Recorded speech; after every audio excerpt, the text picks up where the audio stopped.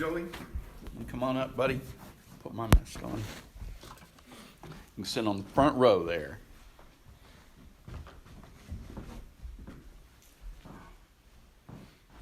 I'm far enough. I mean, I can call it that close. How you doing, man? It's good. It's good for a Sunday morning. Hey, do you have a favorite story? You like stories? Yeah. Do you have people tell you stories before bed? Yes? Can you tell me one of your favorite stories? I mean, just tell me about it. What is it? Say it. You can tell me. Is your aunt saying Gingerbread Man? Do you like that story? When my boys were your age, that big boy right there, he used to be your age, that big fellow right there. He actually was. He's a lot older now, but he was your age. And he has a little brother who's not little anymore either. They both could take me if they really wanted to, but I don't want to. But anyway, when he was little, and when his little brother, who's 2 years younger than he is, when he was little, their favorite thing to ask me was, "Dad, tell me a story." And yeah, I know, it's cool. And sometimes I would read them a story, and they would stop me in the middle of the story, and they go, "That's nice, Dad, but tell me a story." Isn't that funny? I mean, they like to read too. And they like for me to read to them or their mom to read to them. But I got stuck with telling the story. And I figured out why. Because as a preacher, and they heard me preach ever since they were little, can you imagine? They heard me tell stories in the sermon. And they liked them. I don't know if they remembered the rest of the sermon. I don't know if these grown people remember the rest of the sermon. But sometimes they would remember the story.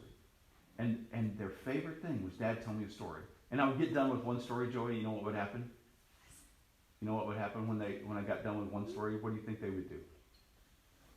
What would they do? They would say, right? Tell me another story. Right? Well, let me just tell you, the best story ever has 3 parts. You want to help me? Show me number 1. All right. First part is, God created everything. You say that? That's number 1. Okay? Second part of the story. Show me number 2. Can you do that? There you go. Second part of the story. God loved and still loves everything God created. Still with me? Third part of the story. Ready for 3? There it is. You got it. Third part of the story. God sent his son Jesus so that everybody, that includes you and me, everybody, 3, everybody can experience and get that love in the best way possible forever. You with me? So that's the story. And I want to tell you, Joey. Sorry. Joey, you're part of that story. God created you. He loves you. And he wants you to be a part of his story forever. So when we follow Jesus, we're able to do that. Deal? Can we pray? All right, let's pray. God, we thank you for making us part of your story, for loving us. Help us to live out that story. When we mess up, you take care of it. You forgive us. You bring us back into your family so that we can be a part of your great story forever. We can experience your love and your forgiveness and your peace. Pray that for Joey. Pray that for all of us. In Jesus' name, amen. That's fine. You don't have to do it from there. There you go. All right, good. Thank you. Hey, take your Bibles, folks. Thank you for that. If you will, and turn to 1 Corinthians chapter 1. 1 Corinthians chapter 1. It says this. Beginning at verse 18. I'll give you a second to get there. Speaking of stories that we need to be a part of here. Paul writes this: "For the message of the cross is foolishness to those who are perishing, but to us who are being saved, it is the power of God. For it is written, I'll destroy the wisdom of the wise, the intelligence of the intelligent I will frustrate. Where is the wise person? Where is the teacher of the law? Where is the philosopher of this age? Has not God made foolish the wisdom of this world? For since in the wisdom of God, the world through its wisdom did not know him, God was pleased through the foolishness of what was preached to save those who believe. Jews demand a sign, Greeks look for wisdom, but we preach Christ crucified, a stumbling block to the Jews and foolishness to the Gentiles. But to those whom God has called, both Jews and Greeks, Christ is the power of God and the wisdom of God. This is the word of the Lord. Thanks be to God. Hey, do you remember the smartest kid in your class? Maybe you were that. No, so you're like, no. I wasn't that. I was sometimes the most enthusiastic in some ways, because you know me, I'm a talker. So I would raise my hand. Poor teachers. The poor teachers that I had that I bugged with my questions. The poor preacher types I bugged with my questions even as a kid. I remember accidentally putting a pastor, my parents would sometimes have the pastor over, for lunch, that kind of thing, in East Texas. When I was a little kid, I was 9 years old. And I had just really sort of discovered the Bible, you know what I mean? Like started reading a little bit and listening a little more. And the pastor was at the table, and I remember just pelting him with questions over the fried chicken. And my parents loved me and stuff, but I remember them looking a little uncomfortable as I was asking him all these apparently pretty tough questions. I don't know. I was 9. I didn't know how tough they were, but they were accidental theological questions that I was just pelting him with out of the Bible. And the poor guy had just preached his heart out, and I was making him work overtime at the lunch table. But I was sort of that kid. I don't know if that made, I know that didn't make me the smartest kid, but I was very inquisitive. But I remember some of the very smart kids in the class, the kind that would sit up front and just like, yeah, I know the answer to that. They would beat you on the timetables in math. They would have the question already pegged before the teacher even asked them.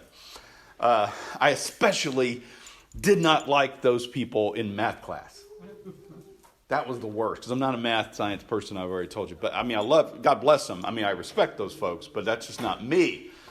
And I remember sitting in a geometry class, and this kid right in front of me had red hair. God bless him. My wife has red hair, so I'm not making fun. But, just every time. I'm thinking, how do you know this stuff? Were you born, in a lab somewhere? The guy just knew everything. And even the teacher, who was a tough teacher and good at math, he stopped the class one time and he said, and he named the kid. I'll call him Randy. That wasn't his name. And he goes, there's just not a question that this old man could put out that Randy can't answer. I'm like, well, why isn't Randy teaching the class then? Because I can't answer it. Those are smart folks. And you and I have been privileged in our lives to meet a lot of smart folks, right? And I think all of you are smart. From what I've seen, and we're all smart in some ways, and I'm thankful for that. But I remember as I finished high school and got the opportunity to go to college, and not many people in my family have had that opportunity, ever. And I remember hearing from my grandmother what a privilege, what a great moment it is that I would get to go to college. I was one of the first on that side of the family ever to go to college. And I remember my mother being so proud when I got my acceptance letter from SMU, good Methodist school, right, in Dallas. And it's considered a really pretty neat school, and not a school that we could normally afford for me to go to, but God made a way with scholarships and grants and things like that. I got to go, and it was just I was nervous about it, but it was a great honor. And not only was I nervous about the normal first day of college kind of stuff, but just I felt that extra, kind of weight. And it wasn't pressure in a bad way, but that extra kind of weight of, man, this is a privilege that a lot of folks don't get. And I had a talk, with grandparents and mom and dad and all that stuff. And my mom said something before I went off to college it wasn't too far away, actually, but before I moved into my dorm, she said, and she still says this kind of stuff. She's in her mid-80s now, but this is the thing I remember from my mom, who was so proud that I got to go to college at all, and especially proud I got to go to a pretty good school. She said, son, I'm so proud of how, God has opened this door for you to go to school, to go to college. I never got to go. Your dad, when he got home from Vietnam, he never got to go. I mean, we did some like little training things for the jobs that we had, but we never got to go to college. And your grandmother always wanted to, see her grandkids go to college, that kind of stuff. And she said, but remember this. It doesn't matter how smart you get. If you lose your common sense, it means nothing. I was like, that is a strange thing to hear when you're about to go to college. Because in my mind, I was about to get smarter. But she said, no matter how smart you get, if you lose your common sense, it doesn't mean a thing. And my mom grew up on a farm, grew up just in the country, and grew up with some good folks and a great heart even now. And let me tell you what I learned from that since then. I was a little puzzled by that, about what she meant by that, to be honest with you, when I was 18. But now, many years later, I think what she meant was, when she said common sense, she meant wisdom. You with me? She meant wisdom. And wisdom is this thing that you can get a little bit of from the books, certainly. You can. But you get a whole lot of it through just living in a particular way. Right? Experiencing things in a particular way, through a particular filter, that's where the wisdom accumulates. Okay? We're still with me on that, right? The Apostle Paul says, Jesus came along, and everything that the world called smart and wise, he flipped it. That's the deal. And so the story that we tell and that we live out in our worship and in our lives from day to day is supposed to bring in or introduce into the world a kind of wisdom that to the world, the rest of the world, seems like foolishness. Right? It's this kind of stuff that says, like, if your enemy is hurting, help them out. If someone comes against you, pray for them. Love them. If someone attacks you, turn the other cheek. And the world looks at that and says, that is the dumbest thing I've ever heard. Right? That is the craziest thing. Where in the world did you come up with that? There's a teacher at Texas A&M down in College Station, Texas, on the coast there. An English professor who, as kind of a trick, took out all the biblical little numbers in your Bible and all the references and just handed out a portion of the Sermon on the Mount to her English literature students. Philip Yancey tells this story in his book about Jesus. She handed out just unlabeled, unmarked, and said, this is a piece of literature I'd like for you to diagnose here in this English lit class. And they took a few moments to read it, and she said, let's just process it out loud. And she said it was amazing. Stuff like, if you insult your brother's character, you've committed a form of murder. What? They're reading this, and she said, I can see the shocked look. Most of them didn't recognize, some of them did. Some of them got it, and they kind of smiled. Oh, this is the Sermon on the Mount. You're trying to pull some Jesus on us. But most of the class, she said, just was unaware that this was from the Bible. This was from the New Testament. This was from the Sermon on the Mount, from Jesus' own lips, Matthew 5 through 7. Portions of that. Stuff, things like that. Things like, if you, this is the one that always gets college students, by the way. If you look at someone and lust after them, you've committed adultery in your heart. Now, that's the one that always gets them, by the way. I love teaching Gospels classes at seminary and universities especially, and just lay that on them. They just look shocked. But anyway, that kind of stuff. And so they're reading it, And she just says, okay, now let's process a little bit. And hands flew up. And she said it was just almost sacrilegious. Their response. She said, and she's a person of faith, and she said, oh, I had to look objective, but I was just so ready to fire back at him. They said things like, this is the most ridiculous tripe I've ever read. This is the silliest, dumbest thing I've ever seen. One student said, this is chapter 1 of how to be a failure in life. Whew. And she said, at first I was offended by that, but then I laughed, she said. Because she said, that may be as close to how the very first audience that Jesus shared all this with would have responded when they first heard it. Amen? With me? That is as close. Why? Because when God introduces his version of wisdom into the world through Jesus, and actually even before that, through the people of God, the world looks at that and says, that is the most ridiculous, that can never work. That would never happen. That can never bring about the kind of success that we know we're supposed to have. But the Apostle Paul writes, look, these things that Jews and Gentiles alike see as the most ridiculous thing in the world, God has used it and is using it to redeem us and to redeem the whole world. Isn't that great? So I got a couple things I learned from that. Okay, first of all, don't be afraid to be ridiculous. I've always wanted to say that in church. I've never said it before. And now I say it in front of the DS. Isn't that weird? No. But don't be afraid to be ridiculous. What that means is this. The Apostle Paul, once he's converted, once he encounters the living God through Jesus Christ, the rest of his life, he says, man, all this stuff I thought was smart is foolish.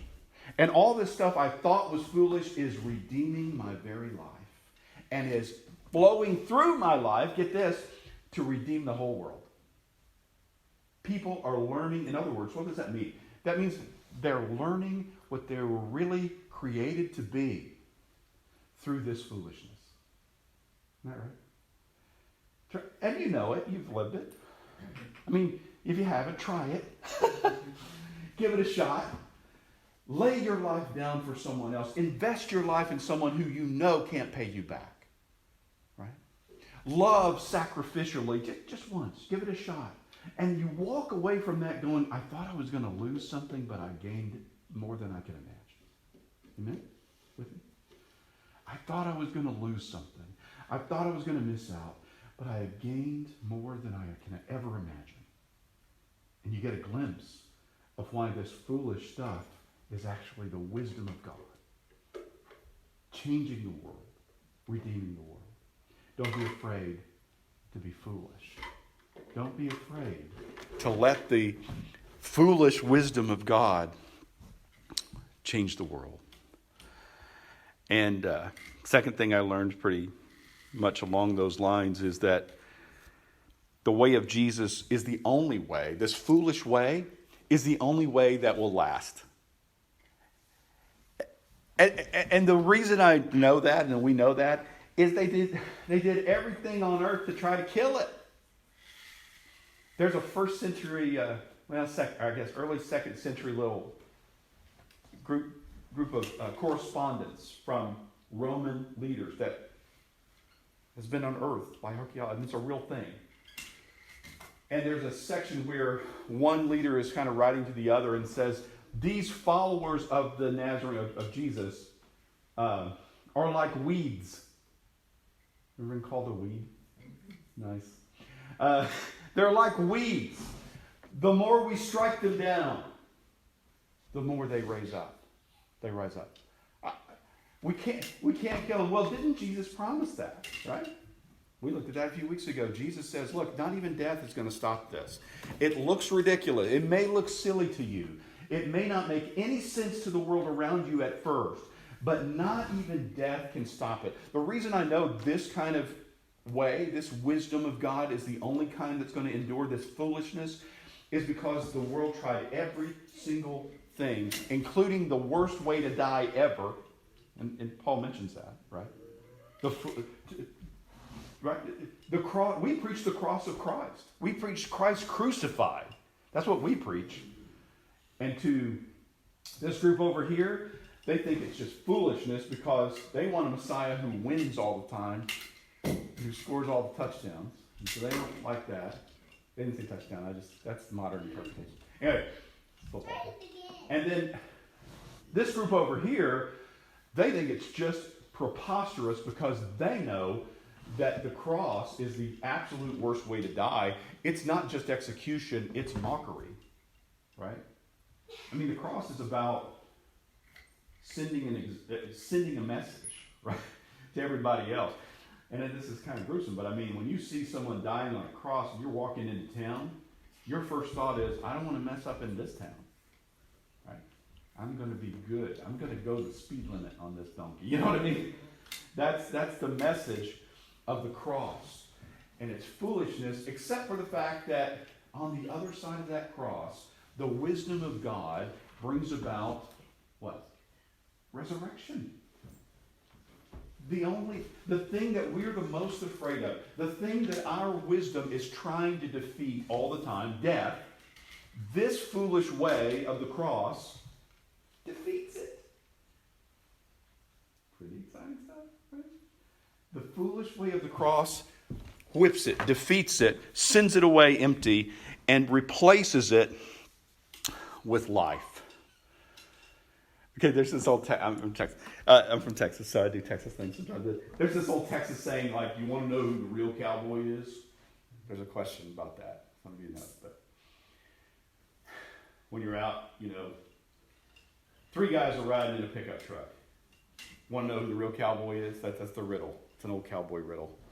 Not too old, because they have pickup trucks. But anyway, want to know who the cowboy is? It's the guy in the middle. Why is that? Well, he doesn't have to drive and get his truck tires all muddy. And he doesn't have to get out and open the gate. Right? Guy in the middle is the real cowboy. And look, he looks like the foolish one, the guy who's not doing anything, but he's the real deal.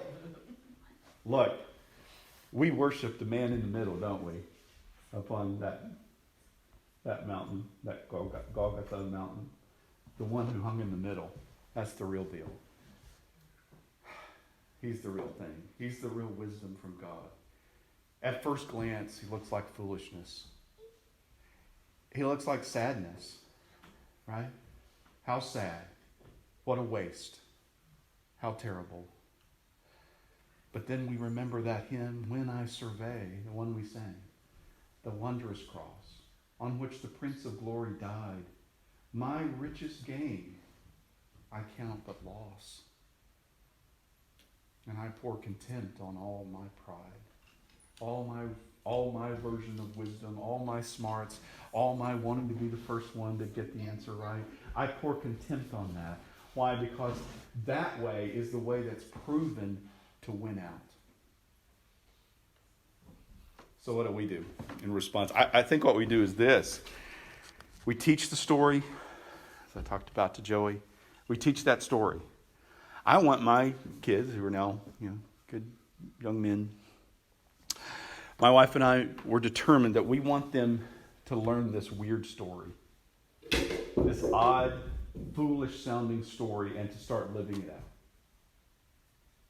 We want them to struggle with this story that looks like foolishness to the world, but is wisdom in the eyes of God. I want us as a church to live out this weird story, this self-sacrificing, self-giving, cruciform, cross-style story. Because on the other end of that, dying to self and dying to what the world says is wisdom and dying to my own control and power, on the other end of that is resurrection. It's eternal life. It's eternal joy. It's the joy and the peace that passes all understanding. That's on the other. So I want to live out that story, And I want to teach that story. Until all those who are so bewildered by it hear the voice of God. Hear the call of God to come and be part of this foolish wisdom. There's this great song. The end of it is an invitation. It talks about this stuff out of 1 Corinthians 1. The song does, about this one who comes to die so foolishly and blah, blah, blah. And here's the end. Here's the kicker. Ready? Here's the last part of the song. Come be a fool as well. Come be a fool as well. Come join us in what the world thinks is a foolish journey, but has the answer to everything the world's wisdom is trying to fix. How about that? Come be a fool as well. Let's pray. Stand together, please.